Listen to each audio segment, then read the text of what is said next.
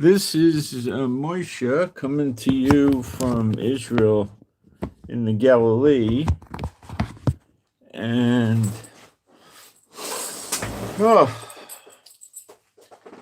nippy morning, but it'll be a beautiful day. So today is 21st of February, 2026, and it's 7:57 in the morning. And the weather today is really encouraging. We're at 62, but it's nippy. Mommy dog wanted to come back in the house. We had her out. She didn't want to be out. It's, the ground is cold. Everything's still cold. They're telling us we're going to have wind gusts up to 24 kilometers an hour. So that's like about 13 and a half miles per hour, which is not that much. By 11 o'clock, we're going to be at 72, and we're going to stay in the low 70s until about 4 o'clock. And then we're going to drop down. So it's going to be a nice day. I guess the wind does something tomorrow because the high is 67. But our lows are in the 50s at night. Actually, by Wednesday, if it really does rain, but they're giving us miserable report. I hope it doesn't work out. They're giving us 70% chance of rain on Monday and 65% on Tuesday. I pray that doesn't happen. B'Shem Yeshua HaMashiach. I pray, oh, Heavenly Father, we've had so much rain in this area that we get a break from it. B'Shem Yeshua HaMashiach. And then we go back down into the lower 60s. More rain on Thursday. I hope this goes away. It wasn't there yesterday. Now it's there. And then more rain next Monday. So, I mean, we got 1 foot in our winter and 1 foot in our spring. It's really hard to get this understood, but the rain is getting pretty extensive already. Now, that could be because he wants to fill the Sea of Galilee and, get the land good and wet for something that's coming with the crops. I don't know. But I'm sure he knows what he's doing. And I'm sure that I don't know what I'm doing. But I'm just asking him to let up on the rain. It's quite a bit of rain for us. And that keeps us rather miserable. Hang on a second.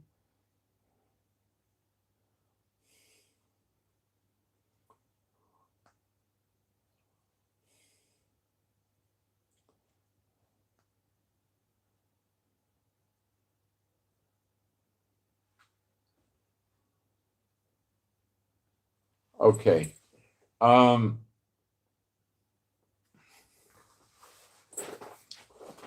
So I appreciate it if you pray that the rain lightens up. It's getting hard on us. This is the end of the winter and it's miserable, I stopped wearing my insulated blue jeans. I've got the Wranglers make the best in there. I forget what they put in there, but it's the warmest of them. They make different kinds. You got to get the red insulation, and they work really well. See, the houses get so damp here, They're made entirely out of concrete and tile, and, it's just terrible. But it works in your favor in the summer, but insulation would work better in the summer and in the winter, but they don't know about that here, apparently. So my guess would be, I don't know, 95, 98% of the houses here don't have insulation. It's funny, I know, but it's true.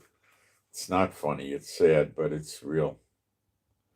Okay, so what We're going to cover the war today, and then we'll see where we go with spiritual warfare and Bible. Let me take a look at the live stream and make sure we got ourselves a live stream going. And it looks like we're on an any day basis with the war, by the way.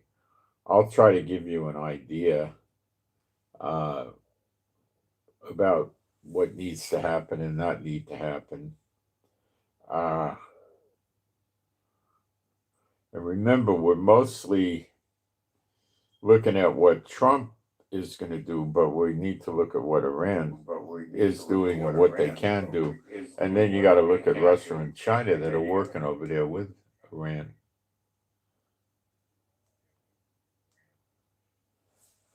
Okay.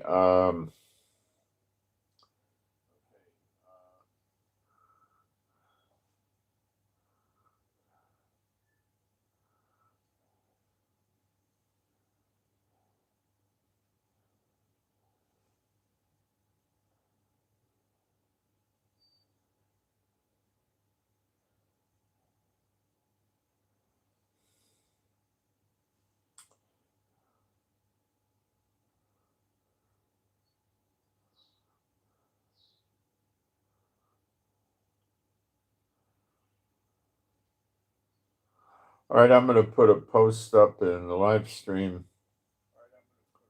That's going to really take seconds, not minutes.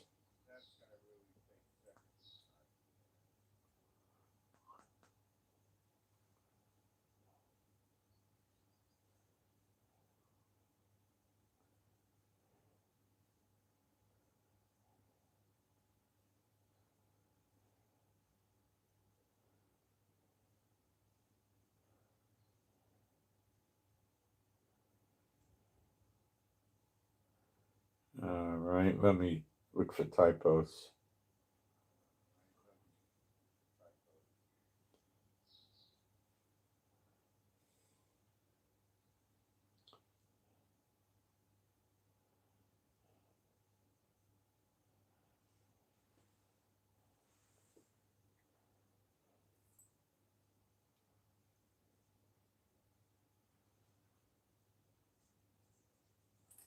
Yeah, the shield on the connectors.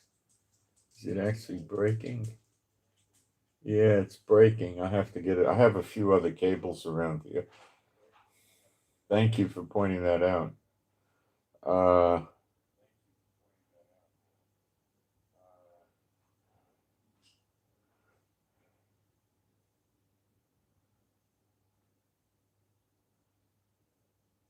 I think I can put some tape on it and probably save it.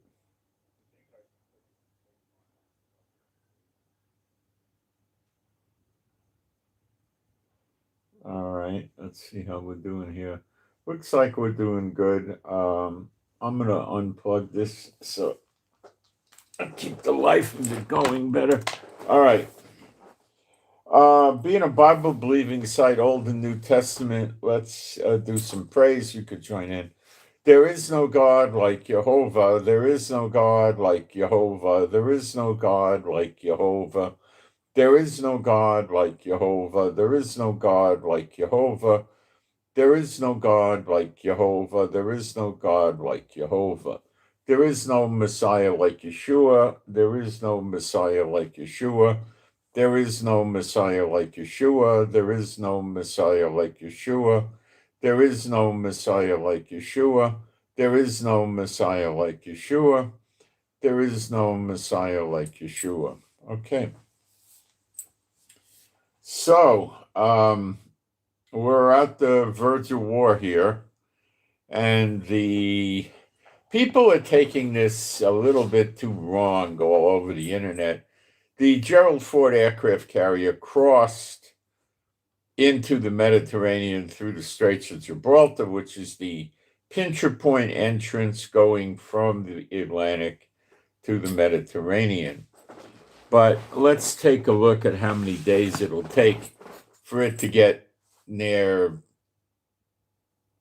Israel. Let's just say, that. Okay, let me get us an idea, because people were talking a lot of nonsense about this. How many days does it take a U.S. aircraft carrier with strike force to travel from the Straits of Gibraltar to be off the coast of Israel?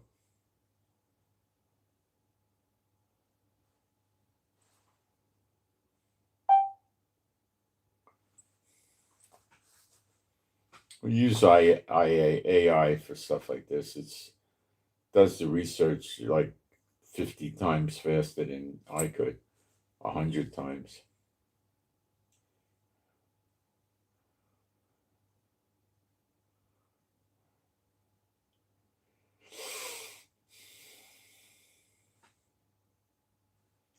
The carrier group can go sustained 15 to 25 knots. It's going to depend on, what the water looks like and various factors, how much of a hurry they're in.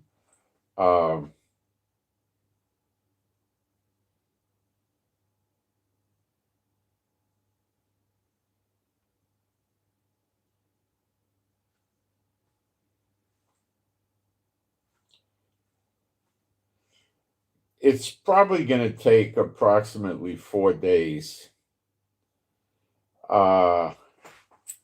If it has its foot on the pedal, the pedal to the metal. If it's not doing that, it could take 5 or 6 days. So it passed yesterday, I think. So you have Friday, Saturday, Sunday. Monday night or something that could show up. But I think it's probably in the realm of operational distance from Iran, probably by Monday morning. What do I mean? I mean it could launch jet fighters off the deck of the carrier and send them to Iran to drop presents. And they could do that with refueling tankers. So it's not a desired way of doing it, but if everything breaks out, they could do it. Now, getting into Israel, it's still going to leave them maybe 1,000 miles from Iran. So that might not be where they're going to go. Okay. So they might enter the Suez Canal, which is, not far from Gaza, in the Mediterranean by Egypt, enter there, go down the Red Sea, hook out under, make a left upper turn underneath Yemen, underneath Saudi Arabia, and come out where the other aircraft carrier, the Lincoln, is. Okay? And that is entirely possible. And that's probably going to put another 2 days on it. Okay? So there's people on the internet that are trying to act like, yeah, it's in theater now. Heck no. It's not even within operational range now. Okay. I think by Sunday night or Monday morning, it's early in the morning here in Israel, on Saturday, on Shabbat. So it might be in operational range tomorrow night or Monday, depending. Now, I don't know what the admirals are telling the aircraft carrier. Are they telling the carrier to, go as fast as you can, or proceed at a steady, safe pace? I don't know. I don't know. The destroyers that are going to go with the aircraft carrier for sure can't chug along as fast as the carrier. They gave the carrier a lot of speed so the carrier can get out of the way of things or run away from some ship stalking it. Now, it's going to carry a submarine or two with it. Okay, let's not kid ourselves. And the submarine might be able to keep up with it, but not if the carrier's going full steam. No way it's going to keep up. It just can't. The carrier might be able to go 40, 45 miles an hour. I'm sure it's going to hit at least 40. It's very aerodynamic, you know. It has that little conning tower structure on it. And that's it. So there's not a tremendous amount of wind resistance, you know.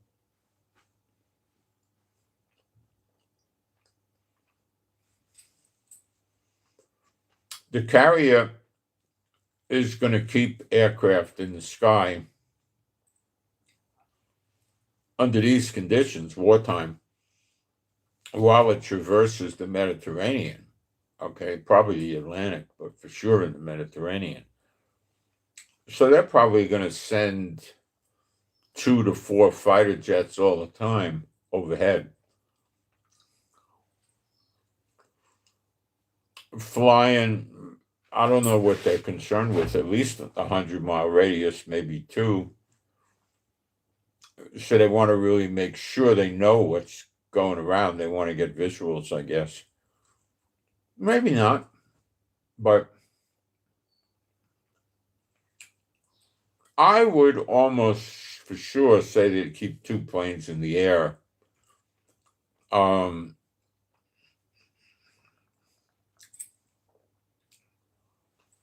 I could be wrong. Their electronics might be so good they don't need to do that anymore, but they used to.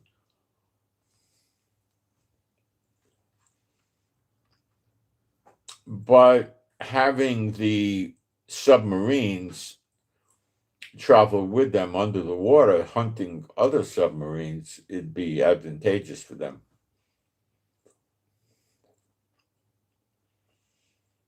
Trump does not want to lose an aircraft carrier.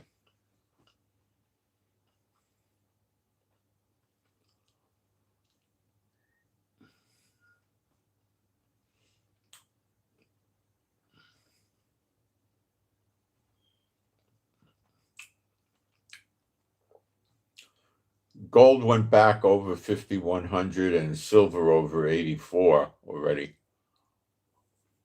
So it's coming back up, obviously, due to Iran. And what I discern happened is they drove the prices down so they could acquire the elite. They wanted to buy, they're greedy, they wanted to buy the gold and silver cheap to cover themselves in case something goes wrong, like there is no war. They didn't want to take a loss, but it's probably because their intel from Trump administration was probably vague.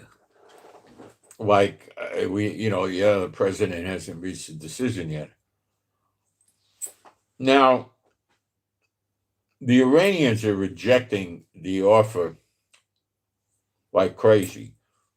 An offer was sent to them in an envelope regarding ballistic missiles, and the Iranians retorted back that they didn't even open the envelope. Okay? Why did Trump do the negotiations? Well, a few reasons come to mind. One, takes attention off of Epstein. 2, he does care about them killing civilians. He said the Iranians killed 32,000 in a few days. The total count is, I'm pretty certain, over 100,000. So Trump is afraid to say the real number, I think. So he was hoping that negotiations would get the Iranians to stop killing them. It didn't work. It was also thinking the negotiations would get them to stop any closure of the Persian Gulf, but he's wrong. They did it, but they're not calling it a closure. They're calling it a military exercise with Russia, and they did it with China. So that didn't work. The Iranians did not attack anything. So from that point of view, you might think it worked.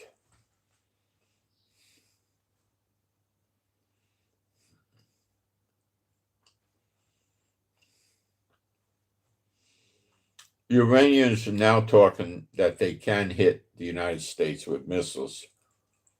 Oh, I told you they can too, but not from missiles fired from Iran. Missiles fired from their ships that are disguised to look like commercial vessels that are really missile launching ships, container ships typically. I'm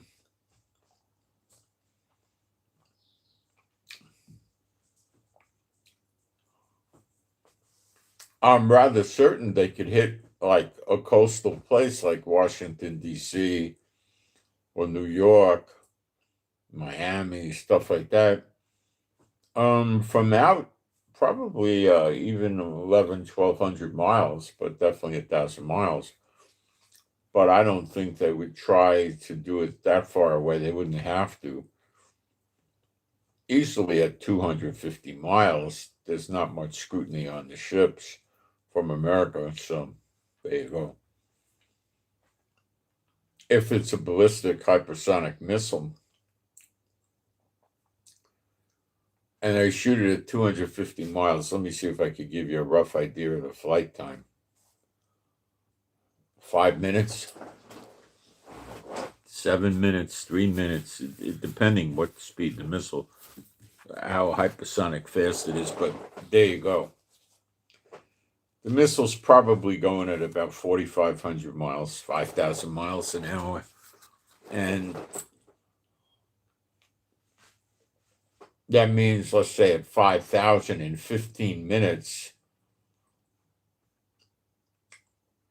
the ship covers 1,250 miles. So in 5 minutes, it covers better than 400 miles. So it's probably 3 minutes, 2 minutes.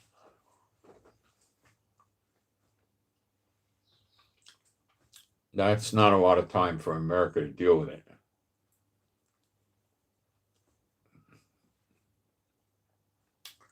They do have radar that will pick it up probably within 3-4 seconds of launch.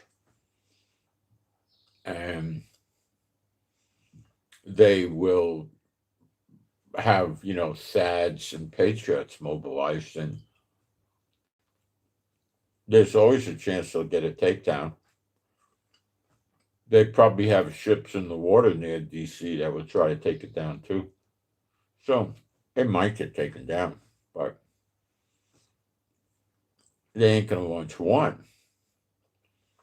They're going to launch more than one, and they're going to launch a nice family of drones too. The drones have to go ahead of the missiles because they don't go fast at all.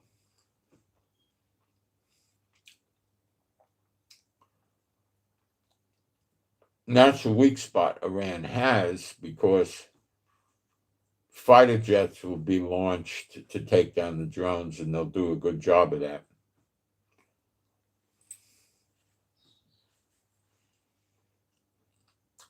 If the drones go, 60 miles an hour or something like that, it could take a few hours to get there at 250 miles. So it's a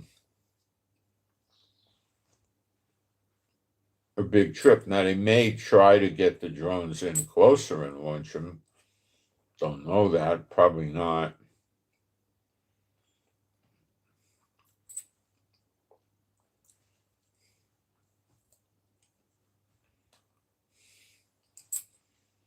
Shooting the ship that launched the drones and the missiles isn't going to do much good other than stopping future assaults or attacks. That it'll do. But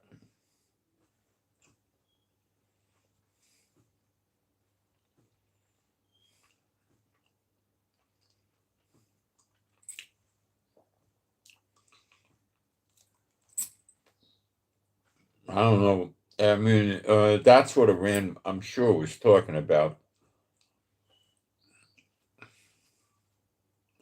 And that could easily be Revelation 18 when Washington, D.C. gets hit.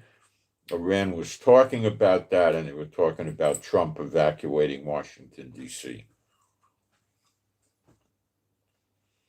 Now, a lot of what Iran says is a lie, and a lot of what Iran says is what they hope and wish would happen. But it doesn't always go that way.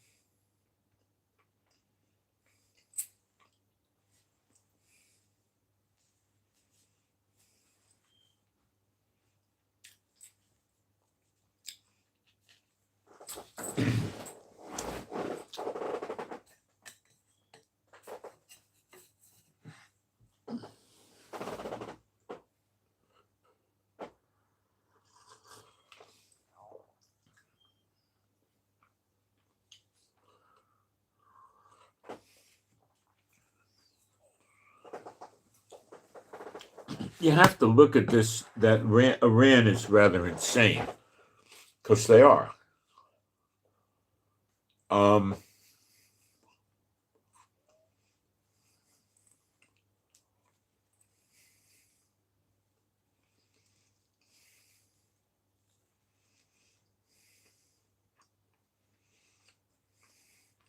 Trump's latest rhetoric is talking about doing a limited strike on Iran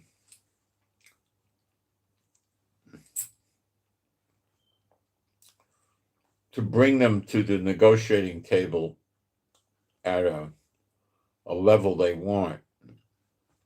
That level is they want Iran getting rid of everything in the ballistic missile realm that has a range of more than 300 kilometers or 180 miles. It'd be rather idiotic for Iran to do that.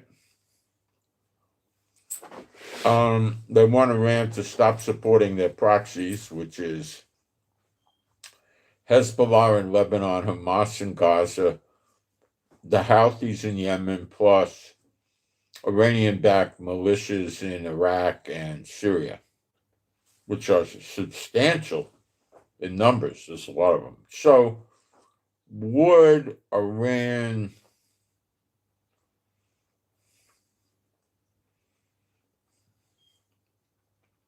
do that? Doubt it. They also want Iran to stop shooting protesters. They want the protesters to be free to protest. In other words, Trump wants Iran to leave the protesters alone so they could overthrow the government of Iran. It's a great idea, but Trump, they're not that dumb. The interesting thing with the Iranians is they're very intelligent, but they're also very insane, the government.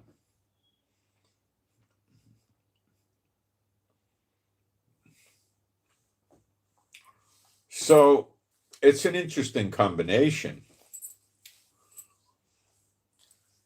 Years ago, I knew a guy named Tiger Man Jones, who was a semi-famous boxer in America. in the 50s and even the 40s. He was quite a few times on Gillette Fight of the Week. Gillette used to sponsor a boxing match once a week on television.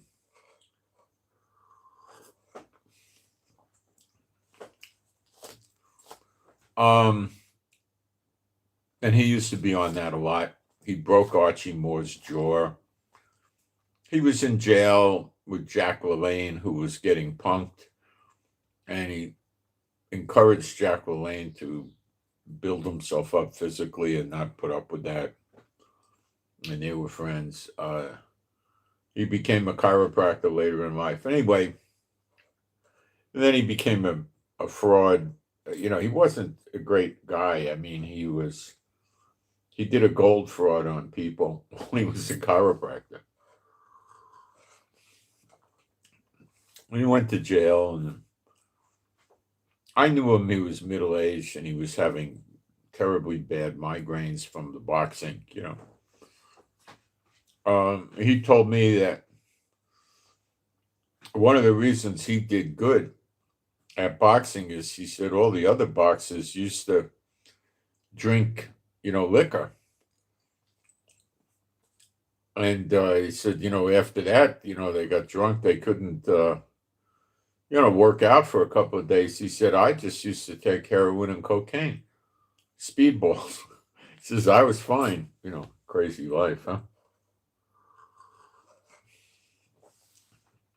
So he told me the most dangerous person to fight is the crazy person. But he said to me, and this guy could fight, believe me, this guy could fight. He said that the more dangerous than that is the crazy person that's a trained fighter, and that's Iran.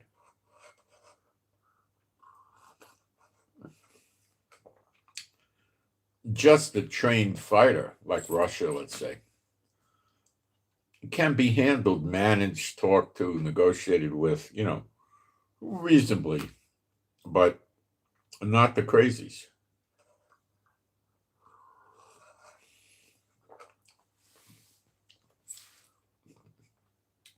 The crazies are living in a delusional system. That's Iran.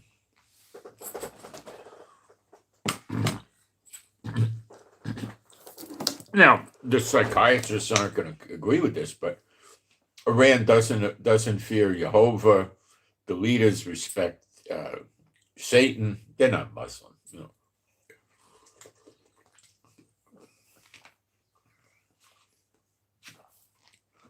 They're pathological, consistent liars.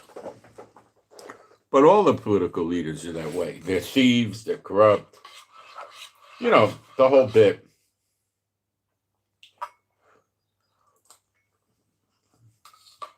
And now they're going to war. But they're dangerous because they are insane and they are calculating.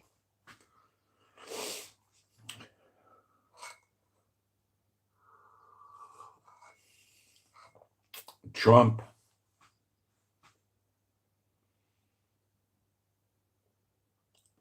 is scared of them, and he should be. When they attacked Iraq twice around 1990 or 91, and then in 2003 into 4, Iraq didn't have much capability to, wreck the whole Middle East. He did have Scud missiles, which were long range, but not as long as what Iran has, not as long a range, and he didn't have very many of them. And the Scud missile is not a hard missile to take down.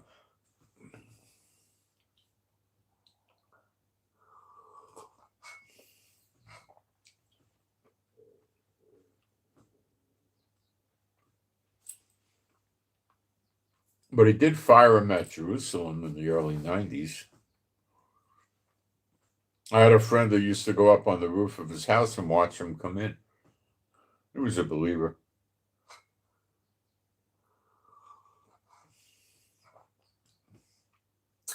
It was a big missile. It wasn't fast moving. It wasn't hypersonic. It wasn't really sophisticated, but it was a dangerous missile. All right. So anyway, um, I'm beginning to think it's highly probable Iran could hit Europe. Trump told the UK that Iran was going to hit them. And I think Trump meant it.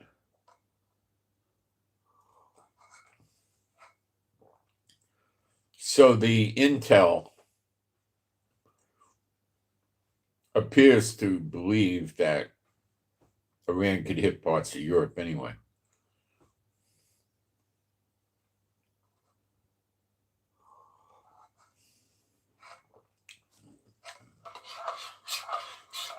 So Iran, Trump hitting Iran with a limited strike to shake him into a negotiation is another step to avoid war, because he's scared of war. He's scared of taking losses. He's scared of losing ships. He's scared of sleeper agents in America. He's scared. He's scared of China and Russia joining the war. He's just scared all over the board.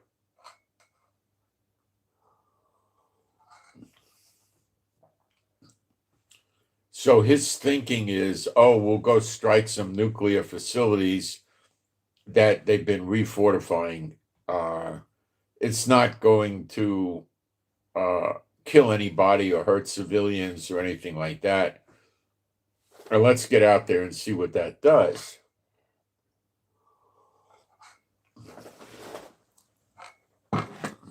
So I guess the plan would be that as soon as he does the strike, he calls Iran up on the phone and uses a third party and conveys to Iran that he's not going to continue the strikes, but they better sign a deal immediately, that kind of thing. That is the exact opposite of the way you work with Iran. Iran is going to say, look, he's scared, so he's trying this tactic. Now, we want the sanctions off us, so let's go back on him. And they'll counterattack heavy, trying to scare Trump, okay? And they will.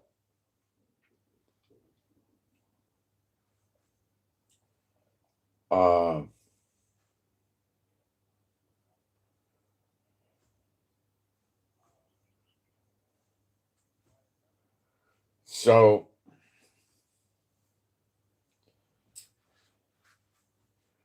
this is a mistake that he's making. You don't do that in the Middle East to these countries.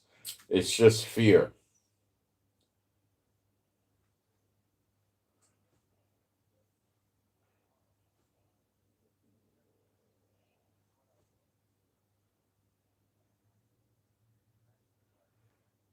Moshe, I'm so dry. Moshe is so dry. I don't know what dry means, but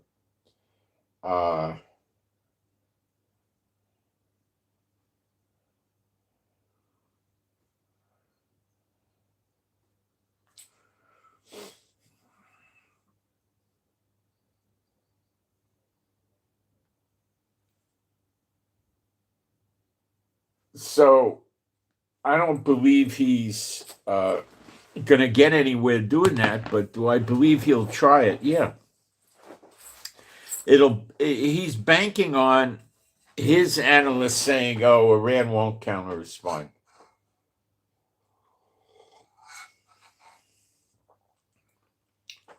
I think what he'll get back from Iran is a counterattack of a limited nature.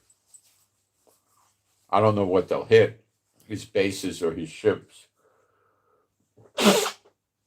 or both. And it might trigger a closure of the Persian Gulf, Straits of Hormuz.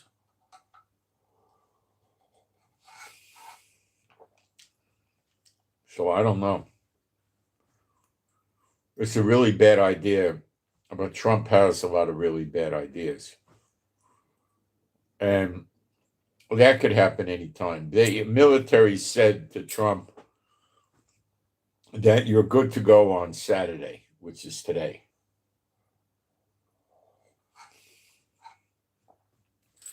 Maybe by tonight, the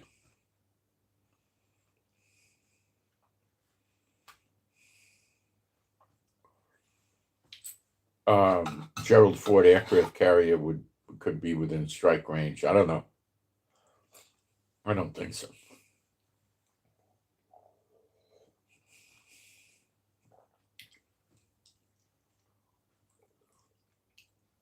Israel told Iran that we've rigged our F-35s so that we can strike you without refueling. What does that mean? Why?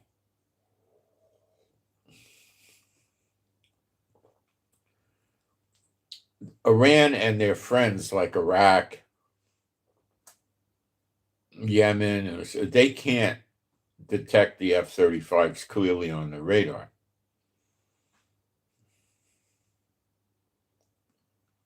But they can detect refueling tankers.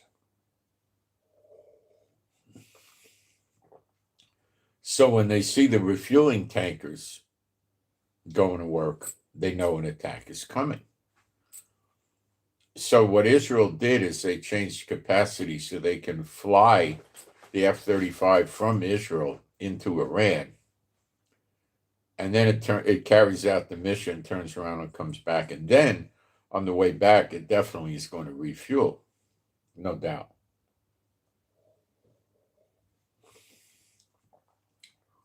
But the cat's out of the bag already, so what? Right?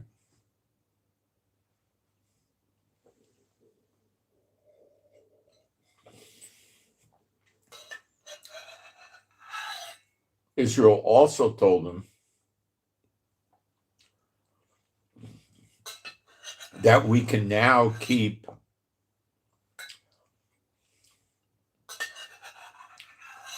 the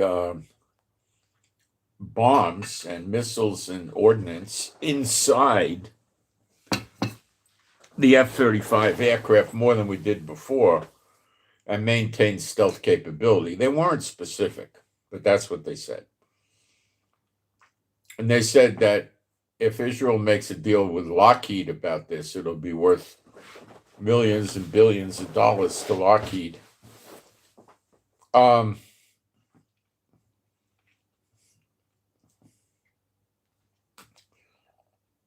So there you have it.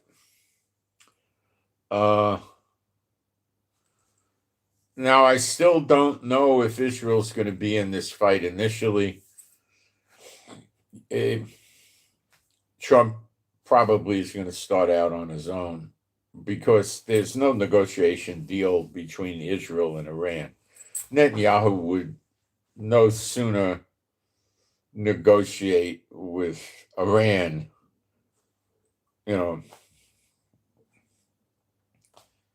then you would buy a flying pink elephant. It's just not happening.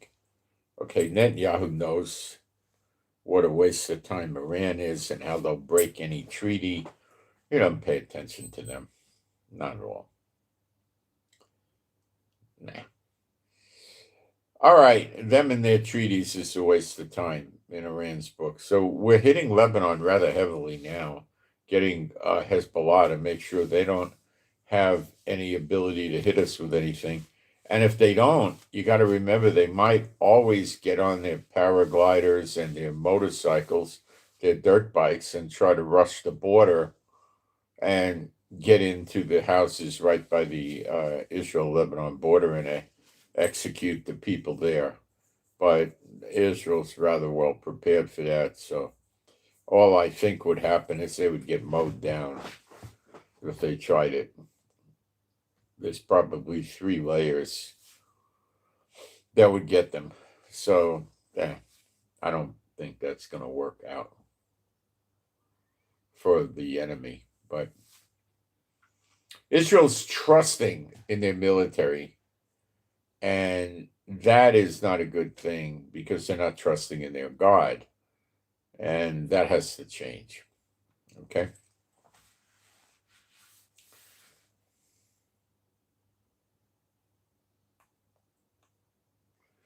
Russia and China could be putting small amounts of warships there, which is what they've done, to see what Trump's going to do. If Trump captures these ships or attacks them, then they're going to say they got provoked into war against America.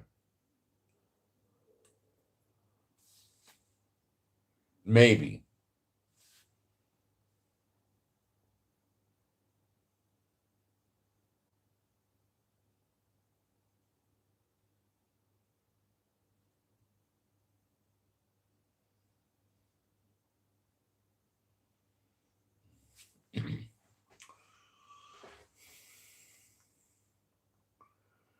So it's a rough situation right now, and we're here.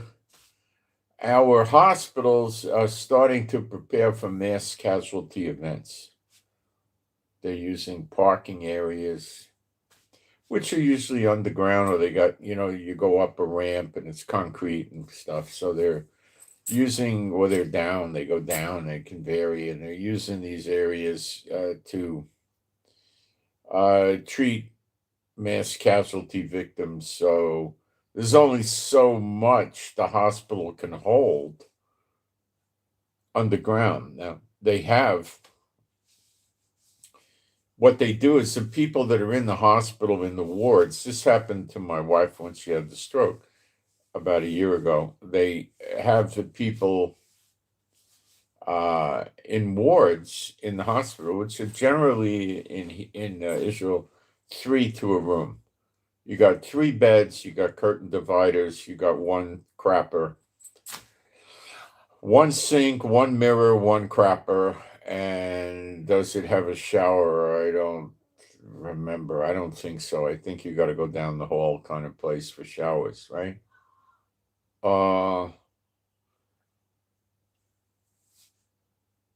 And usually they group the patients together by the type of ailment, okay? So it could be they all got gastrointestinal problems or orthopedic problems or I don't know, whatever, burns from war, fire burns, I don't know. But they group them together and that's it. So it's rather annoying because people are coming in and visiting all the time and they stay as much as they can. So it's not entirely restful. You got all these people parading in. Now, when you have the war and you're downstairs, you have 8 people in your area. So not 3 beds, 8. And then 8 people's families and friends are parading in and out of the place.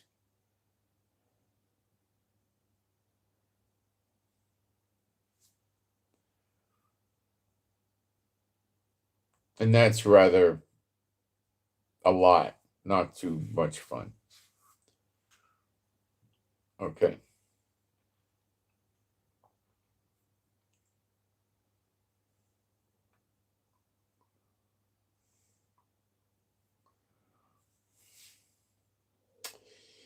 And it's hard,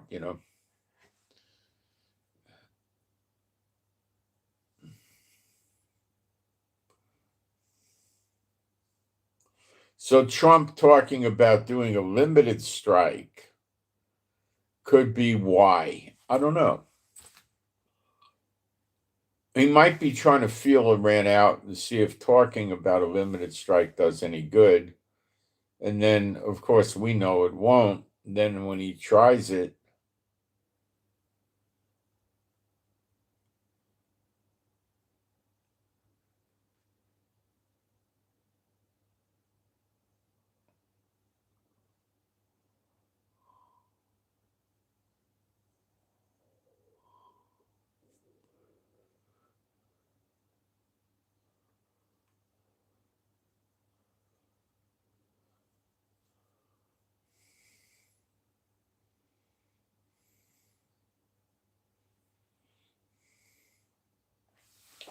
Okay.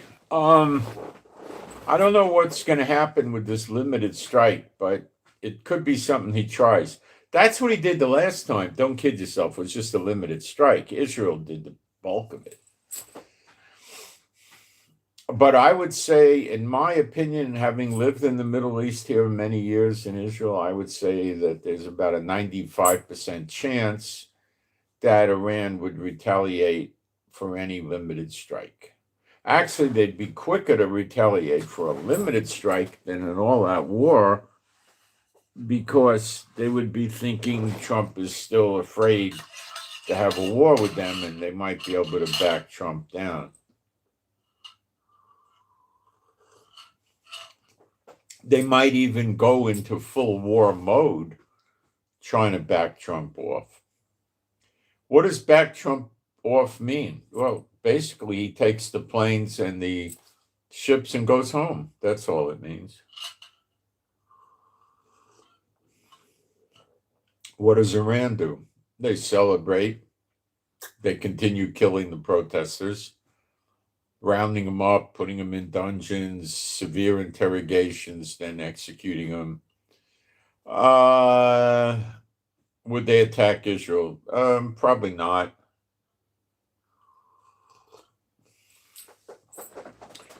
If Trump pulls out and they get Israel to start attacking them, and Trump's not here in the region, what it's going to look like is Israel's not going to stop like in June. Israel's just going to keep going and going and going, and Iran's going to be so busted up, you know. And Israel is sadly going to get busted up as well. That's the problem. And that's what we're concerned about here. Trump's not really caring about that, is he? Before I get too deep into this and forget, there are a few prayer requests that are complicated. Well, one is complicated. Let's get through it. I'll give you the set of circumstances and you can pray. It's rather complicated, and I'm not really deeply involved in all the facts, but basically this person had, I believe it's in Canada, this person had a problem with the landlord and it turned into an altercation, or wrestling or something like that. And then the person got evicted. I don't know if it was a fairly immediate eviction or the eviction was in process. I don't know. Got thrown out of the house. The landlord is keeping the rent money. And apparently there's a criminal case for the fighting. So I don't know all the information, and that's it. I just don't know. So let me give you the idea here of the prayer. The person involved is CC and wife. So it's Charlie, and wife, CC and the wife. So I would suggest the prayer request would run like pray. Well, I could pray. My Heavenly Father, Jehovah, I pray for CC and wife. I pray that they find a place to live and they don't get gypped or cheated by the landlord and they don't get railroaded in the system, the criminal system, and the landlord gets his just reward, which is probably in the negative for these things, and that CC and wife would get a nice place to live, and if they need a lawyer, they would get a good lawyer. B'Shem Yeshua HaMashiach. So that's a complicated one. So all you believers should pray for that, I suppose. Now, the next one's not exactly a prayer, but someone asked me to remind the people, since you're on the verge of war here, and America could, I would say 50% chance you'll get attacked in the mainland. Not 80, not 100. I'd give it half, 50%. Because I'm not sure where we're at in the timeline on the prophecy for this. So,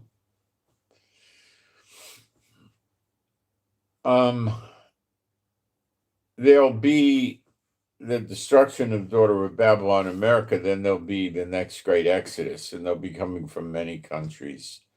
And the Israelites are going to come.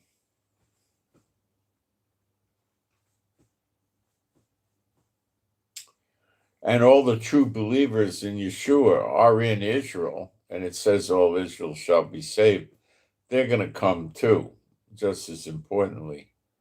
So you're going to have Israeli pilots and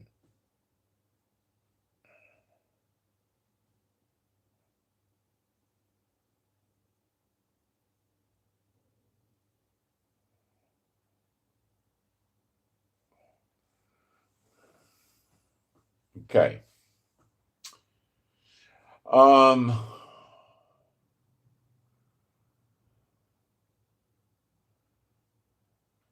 If you're a true believer, you're in Israel, and all Israel shall be saved. So God's going to get you out just like the Israelites, because you are Israelites. Do you get that? Through Yeshua. However, I have something more challenging for you in this area from the scriptures. Okay? And I want to present it to you with the Bible verses. So it's one thing to just sit here and flap your jaw. It's another thing to read the scriptures and then show you how it applies. Okay, so give me a second to get the verses.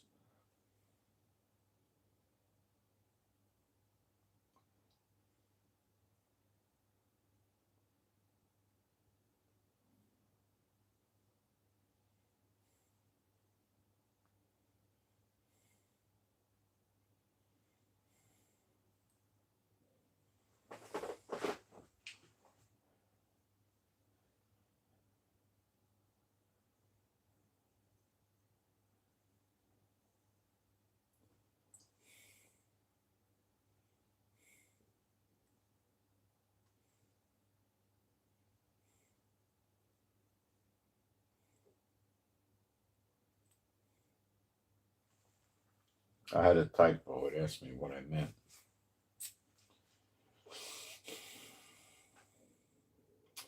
Romans 1:16. For I am not ashamed of the gospel of Christ, for it is the power of God unto salvation to every one that believeth, to the Jew first and also to the Greek. Okay? Now, it says also to the Greek. All right, so let's get a look at that and break it down a little bit better. The also word I don't like, but let's take a good look at the text so I can break it down. Romans.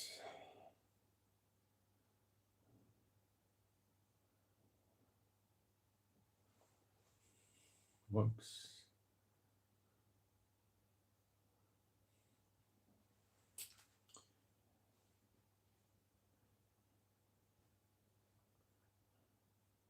For I am not ashamed of the gospel of Christ. See, that's the true gospel, not the, once saved, always saved, Schofield, Darby, all that garbage, right?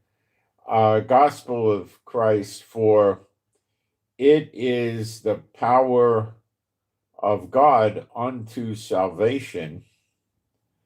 That would be, Yesha, like Yeshua's name, to everyone that believeth, to the Jew first and also the Greek. Okay, so the word first is 44:12.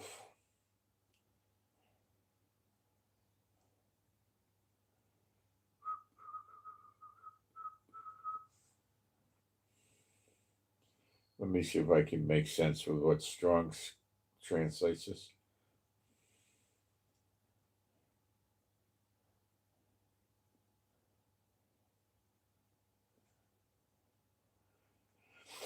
Firstly, in the matter of time. Okay, so the Jew firstly in the matter of time, in the sense of time. And the word for also, that's a word I'm interested in. What are they doing here with this?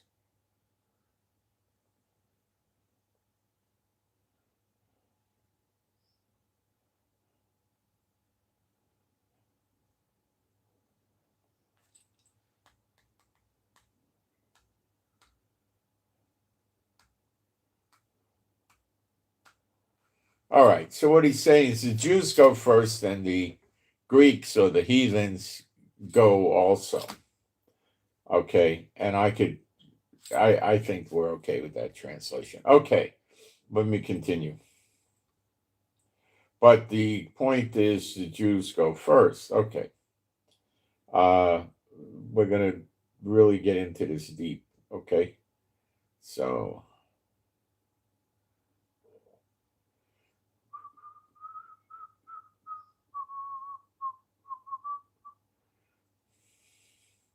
Romans 2:9-10. Tribulation and anguish unto every soul of man that doeth evil, of the Jew first, and also of the heathen, the Goyim. But glory, honor, and praise to every man that worketh good, to the Jew first, and also to the heathen, the Goyim. So he's saying that what happens first, tribulation, that's pressure, that's not the great tribulation like the church talks, and anguish, that means you're weary,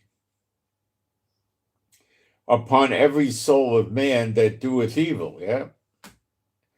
Of the Jew first and also of the heathen. So the Jew gets the punishment first, and the heathen also gets the punishment. But to the Jew first, the Jew gets the punishment and the redemption first.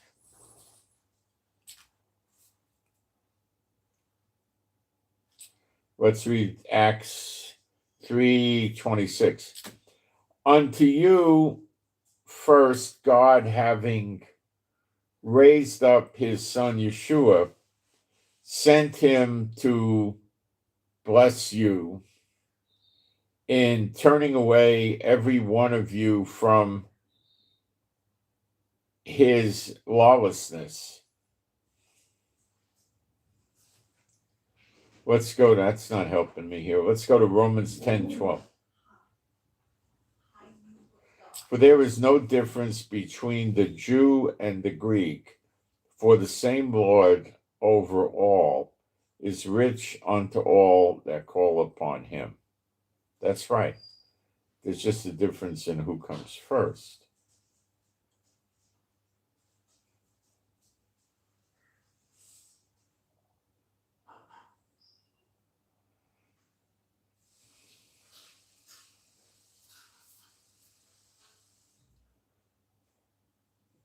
I think I'm missing a verse. Let's see, hold on.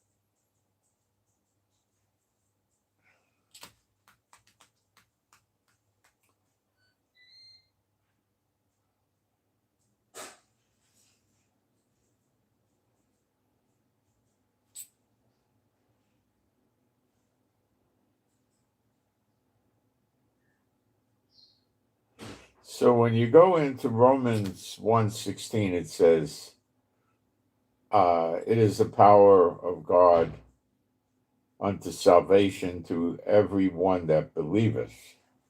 See, now what the church doesn't do is read the scripture I'm going to read to you now to help you get it put together, because they don't want you learning the truth. And that gets rid of a lot of people. They don't want to listen to me anymore. That's sad. Because I'm going to read you a scripture I never hear any of the church people talk about. John 6:40. And this is the will of him that sent me. That's Jehovah.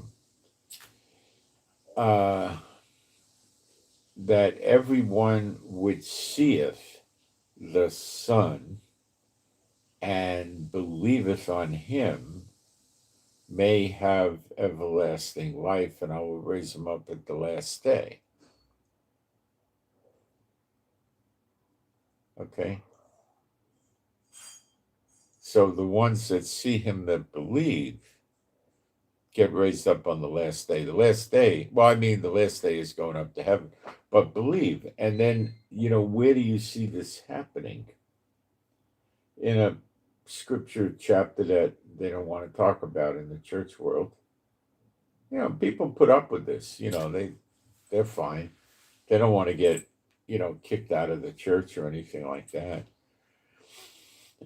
That getting kicked out of these churches is in some cases you're bad, but in some cases it's a medal of honor. Okay, and I will pour upon the house of David and upon the inhabitants of Jerusalem the spirit of grace and of supplication. So now they're believers. He poured the Spirit out on them. You can't argue against that. And they shall look upon me whom they have pierced, and they shall mourn for him, even as one mourneth for his only son, and shall be in bitterness for him, as one that is in bitterness for his firstborn. Now, let's take a quick look at Revelation 1:7 to see some of the things the church never taught.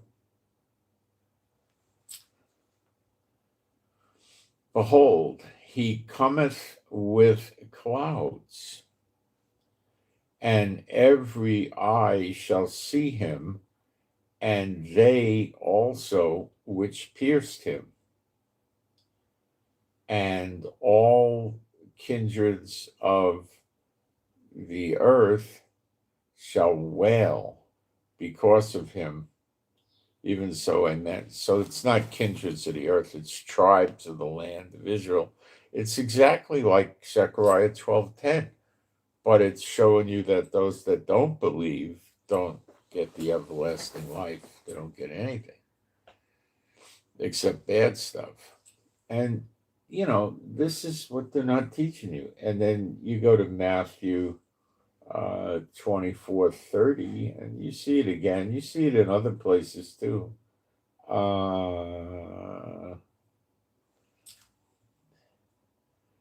And then shall appear the sign of the Son of Man in heaven, and then shall all the tribes of the land mourn, and they shall see the Son of Man coming. That word could easily mean appear, according to Strong's. Appear, that's appearing in the clouds. So it says not coming, you should say appearing in the clouds of heaven with power and great glory. Okay, and this is stuff they don't teach you, and this is what we're all waiting for. So we're not sitting here so enthusiastic that God wipes out the world, and then were walking around with all the dead bodies and stuff like that. No, we're not interested in that. Okay. God's going to get rid of a lot of people because he doesn't want this to be another, like he had to get rid of a third of the angels in heaven. They did a rebellion. They wanted to put the darkness, the evil, the bad way, bring it into effect in heaven. So they got thrown out. They came down to earth and they brought the evil to the earth. That's where man got it from these morons. All right, so if you're in Yeshua, you got zero to worry about.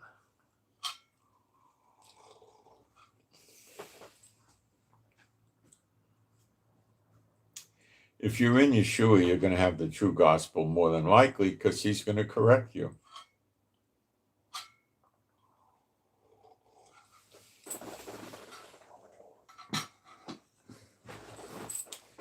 To the Jew first, then the Greek. To the Jew first, then the Goyim, or the heathen, or the Gentile. And you got the true gospel first. So now you argue to me, and you make a case to me that you're not a Jew. But he didn't say to the Israelite, he said to the Jew, which is Judah. So you tell me, and what tribe did Yeshua come from? Judah. Yeah, how about that? So we could be looking at it, you're in Yeshua, you're in Judah, you're a Jew, or we could be looking at it that you're physiologically a Jew. The skin, the DNA, all that, right? Does it matter? Gee, it really doesn't. No. Let me show that to you in Ezekiel 47. This is after we've got the land back and we're dividing the land, which is probably a little bit down the road from today, of course. All right, let's get in there. Ezekiel 47. And it's the last three verses, 21. And this is us dividing the land. So here we go. Ezekiel 47:21. So shall you divide this land unto you according to the tribes of Israel. Okay? So that's who's getting the land. And it shall come to pass that if you shall divide it by lot for an inheritance unto you and to the strangers that sojourn among you. Are you people who are considering yourself not physiological Jews? You would be the strangers, wouldn't you? Of course. And notice you came on the Exodus to Israel. So it would be, and to the strangers that sojourn among you, travel with you, hang out with you, which shall beget children among you, and they shall be unto you as born in the country among the children of Israel.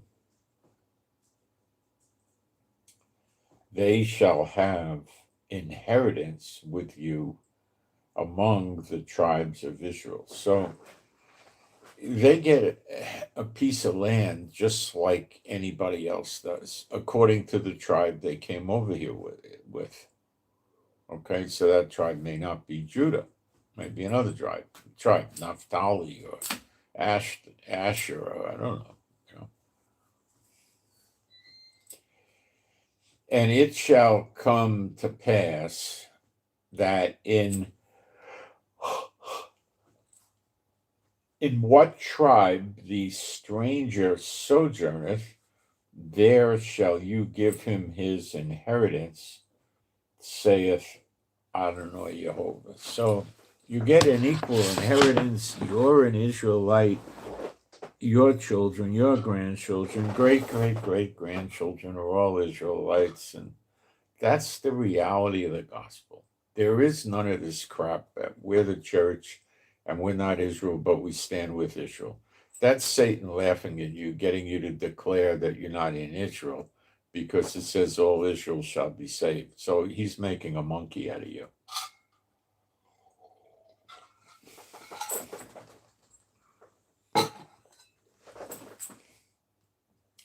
It always says he's the God of Israel or the glory of God of Israel. It never says he's the glory of God of the heathen or the God of the heathen, or I'm the God of the churches, I should say. There's no such thing. What the church means is Israel. I'll explain it to you. The word for churches in the New Testament does not have the connotation of a building with an A-frame roof and one of those things up on the top with a parking lot, and Sunday morning at 10:30 the organ starts playing, and you pull up and you park in the car parking lot and maybe get a cup of coffee, and that's not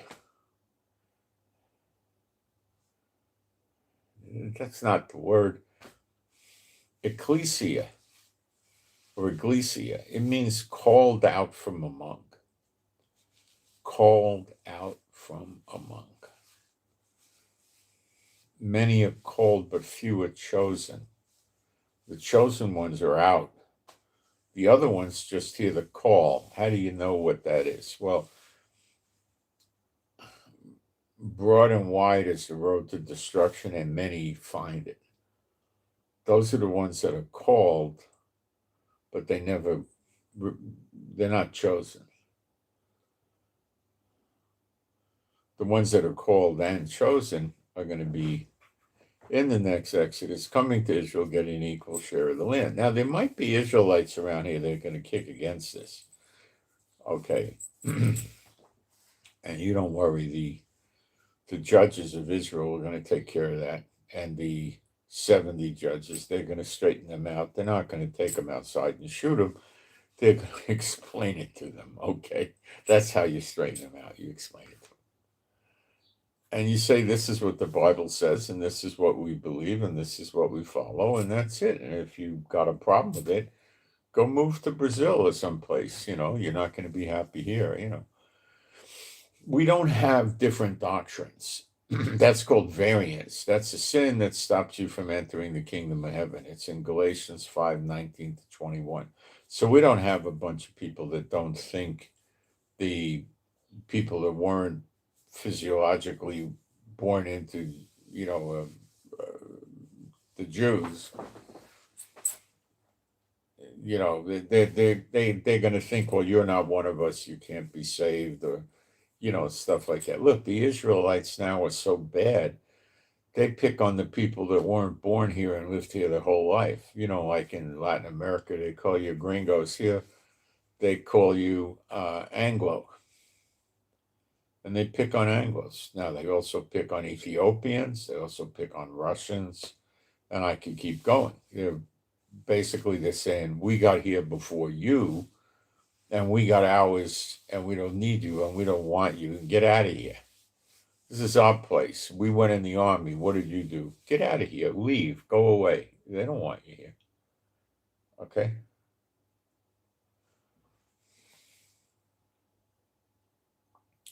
That's what they do.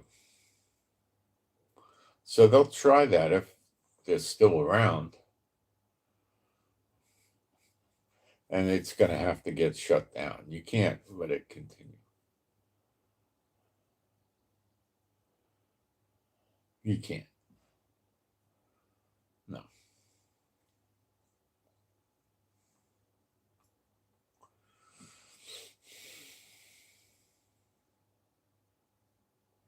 Now, in Isaiah 1, it explains to us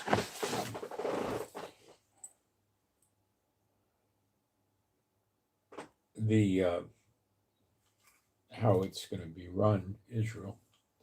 I'll get you to verse. It's kind of in the middle of the scripture or something, or the chapter. See if I can find it pretty quick.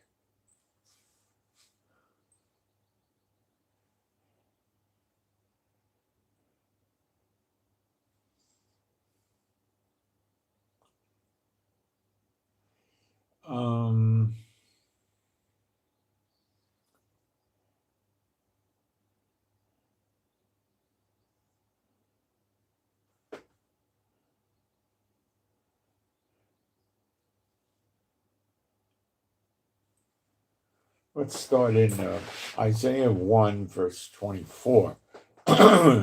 Therefore saith Adonai Jehovah of hosts, or you could say armies, the mighty one of Israel. Now, why doesn't he say the mighty one of the church world or the denominations or the divisions? He doesn't say that, does he? No. Learn, please. The mighty one of Israel. I will ease me of my adversaries and avenge me of my enemies. Now, where do we see a similar scripture to that?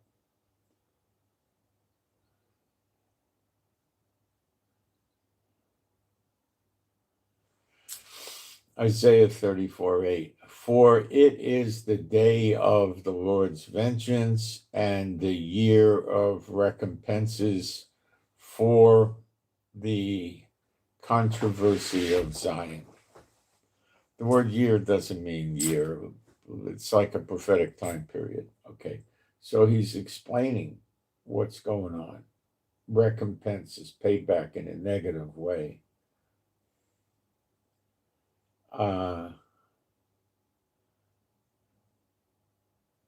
That's what he's talking about. Paid back in a not nice way. Isaiah 1:24. Therefore saith the Lord, saith Adonai Jehovah of hosts, the mighty one of Israel. I will ease me of my adversaries and avenge me of my enemies. Okay? That's recompenses.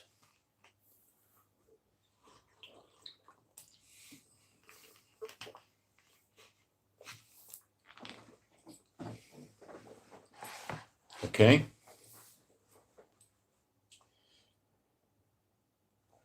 Now we'll keep going. Verse 20. Where was I? I need to go to verse 25 now.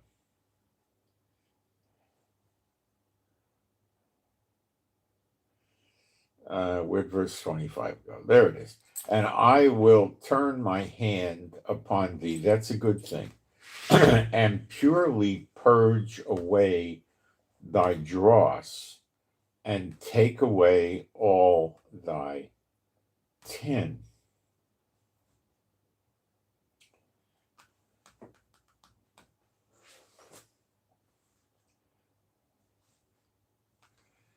Now we see this also in the scriptures. Zechariah 13, verse 8 and 9.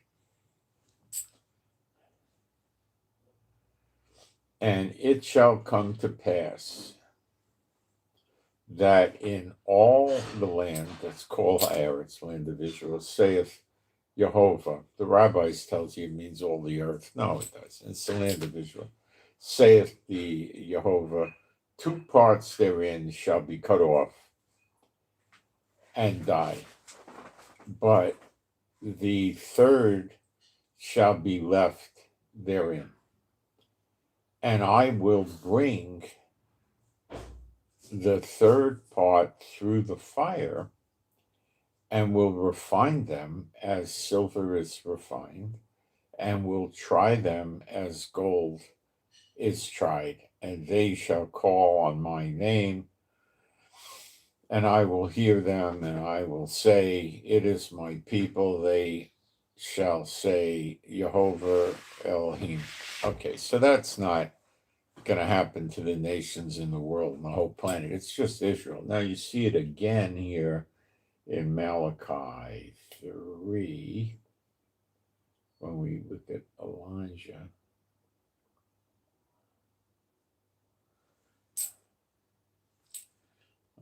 Too far down. Let's see.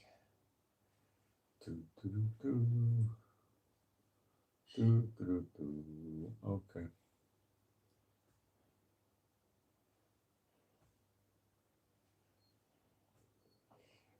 Behold, I will send my Malach, that's Elijah, messenger, and he shall prepare the way before me, that's Elijah's job, and Jehovah and Adonai, whom you seek, shall suddenly come to his temple, that's the glory of God of Israel, not Elijah. Even the Malach or messenger of the covenant, back to Elijah again, whom you delight in, behold, he shall come, saith Jehovah of hosts. But who may abide the day of his coming? And who shall stand when he appeareth? For he is like a refiner's fire, and like a fuller's soap. And he shall sit as a refiner and purifier of silver, and he shall purify the sons of Levi, or Levi, and purge them as gold and silver, that they may offer unto Jehovah an offering in righteousness. Then shall the offering of Judah and Jerusalem be pleasant unto Jehovah, as in the days of old, as in the former years. Okay, so we're seeing that these scriptures integrate into other scriptures quite nicely.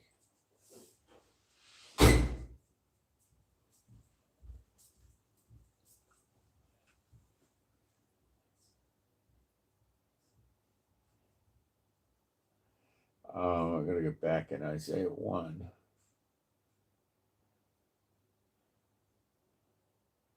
And I think we're at 26 now. And I will restore thy judges as at the first. Who were the judges at the first? Moses and Aaron, two of them, like the two witnesses. Were Moses and Aaron prophets? Yes. Like the two witnesses, it says in Revelation 11, they're prophets too. Okay, as at the first. And thy counselors as at the beginning. Did Moses and Aaron have 70 counselors? They did. Will the two witnesses have 70 counselors to help them judge the people? Yes, they will.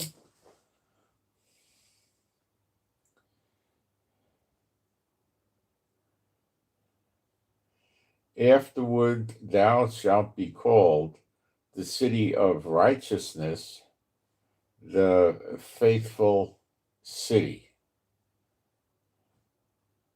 Thou shalt be redeemed with judgment, and her converts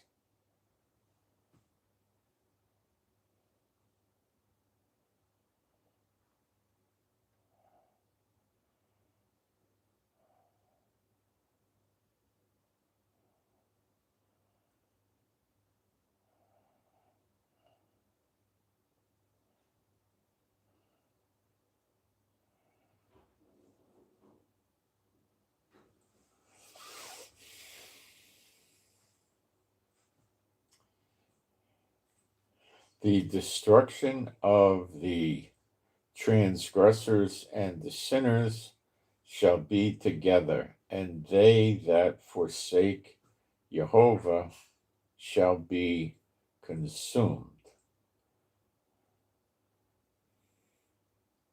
Okay, so where do we see this happening? See, none of them are ever going to tie this together for you because first of all, they don't know. And if they did, they certainly wouldn't want you to know.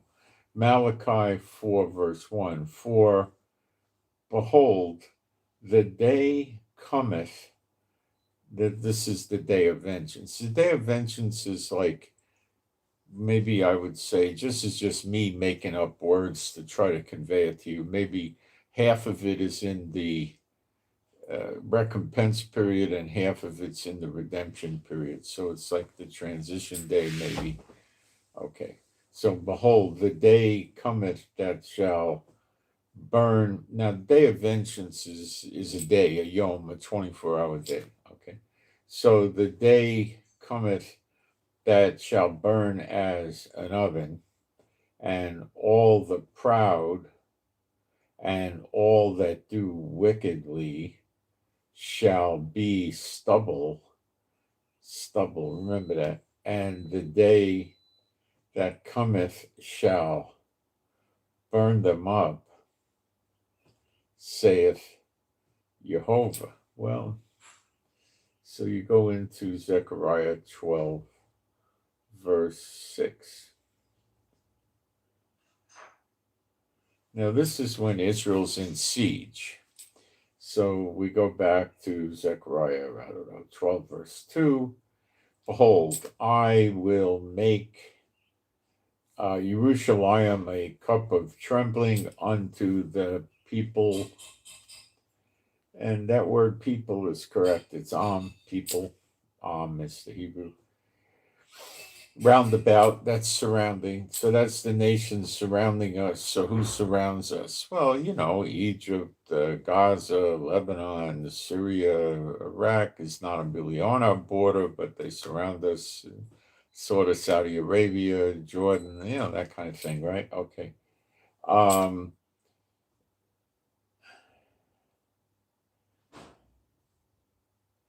Behold, I will make Jerusalem a cup of trembling unto all the people round about Jerusalem, and they shall be in the siege. Now, a siege is not an invasion. It's a surrounding, like a blockade, okay?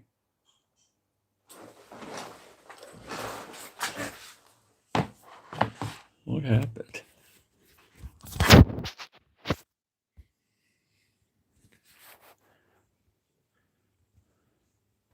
I don't know what's going on.